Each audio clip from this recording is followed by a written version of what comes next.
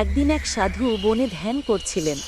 হঠাৎ দেখলেন এক সাপ গ্রামে ঢুকে সবাইকে ভয় দেখাচ্ছে। গ্রামের মানুষ আতঙ্কে পালাচ্ছে, কেউ মাঠে যাচ্ছে না, বাচ্চারাও বাইরে খেলছে না।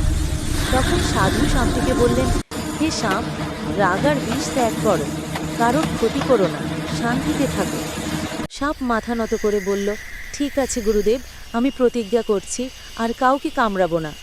এরপর থেকে সাপ কারোর ক্ষতি করল না। কিন্তু ধীরে ধীরে গ্রামের ছেলেরা সাপটাকে পাথর ছুঁড়ে মারতে শুরু করলো।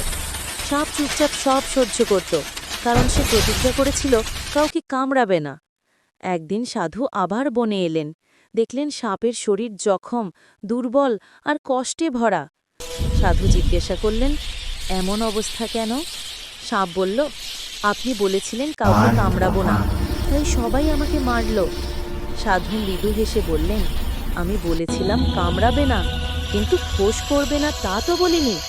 তুমি ফোঁস করে ভয় দেখাতে পারো, যাতে মানুষ অন্যায় না করে। নরম হও, কিন্তু দুর্বল নয়। দয়া করো, কিন্তু নিজের সীমা ভুলে যেও না।